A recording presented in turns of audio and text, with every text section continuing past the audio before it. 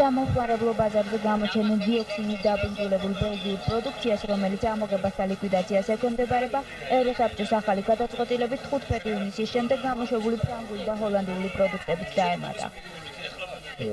ევროკომისიის გადაწყვეტილებით ვეტერინარიის დეპარტამენტმა მიიღო ასეთი ბრძანებულება შეიმუშავა, რომ რესპუბლიკის ტერიტორიაზე მთლიანად აიკრძალა პირველ რიგში იყო ბელგიური პროდუქციაზე ფრინველისა და კვერცხის შესახებ აკრძალვა, მერე უკვე გავრცელდა ეს აკრძალვა ხორცის პროდუქტებზე, როგორც ხვილფეხა, ასევე ღორის ხორცზე, რძის ფხვნილზე, ასეთივე გადაწყვეტილება უკვე მიღებული არის ჰოლანდიური და ფრანგული წარმოების მეფრინველების პროდუქციაზე, ასევე ხვილფეხა და ღორის ხორცზეც.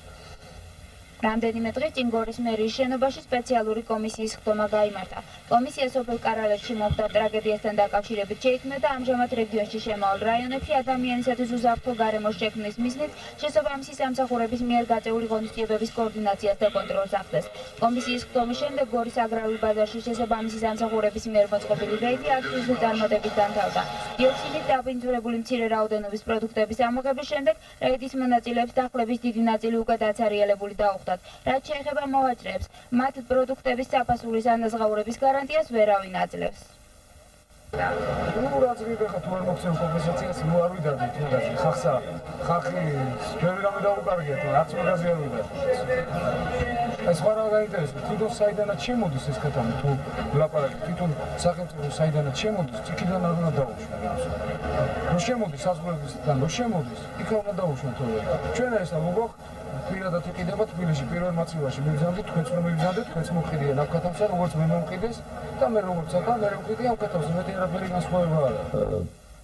ბელგიური პროდუქციაზე, ბელგიური პროდუქცია უშუალოდ ექვემდებარება ადგილზე განადგურებას, ხოლო ჰოლანდიური და ფრანგული პროდუქციის შესახებ ასეთი შეტყობინება გვაქვს მიღებული, რომ უნდა მოხდეს ადგილზე დასაწყობება და გაჩერება და მათი პროდუქციის შემდგომდეც გადაწყვეტს სათანადო ორგანოები და ჩვენ მიმოქმედებთ მათი ბრძანებულების შესაბამისად.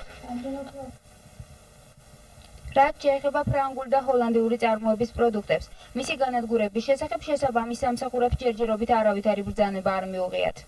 ეს არის ევროკომისიის განცხადებით არის იმ საფუძველზეა უკვე ჩვენი მთავარი სახელმწიფო სანიტარული ექიმის და მთავარი სანიტარული ექიმის განკარგულებები, რის საფუძველზეც ხდება ამოღება და იქ კონკრეტულად არის ჩადებული მისი შემდგომი ბედის გადაწყვეტამდე მოხდეს მისი დასაწყობება მაცივარ დაამდგარებში. ალბათ უშიშროების საბჭო ან სპეციალური კომისია გადაწყვეტავს თუ რა უნდა მოხდეს და როგორ უნდა მოხდეს მისი განადგურება და სად უნდა მოხდეს, ან მისი კომპენსაცია, იმიტომ ეს საკმაოდ ახებთანაც არის დაკავშირებული. ვინ უნდა მოახდინოს ეს ევროკომისიის განკარგულებით იქნება და მე ჩვენი შესაბამისი სამსახურების განკარგულებით. ჩამორთმეული პროდუქტების საფასურის კომპენსაციას კანონის თანახმად მწარმოებელი ახდენს. ეს პროდუქტები კი ჯერჯერობით სხვადასხვა მაცივარ საწყობებში ინახება.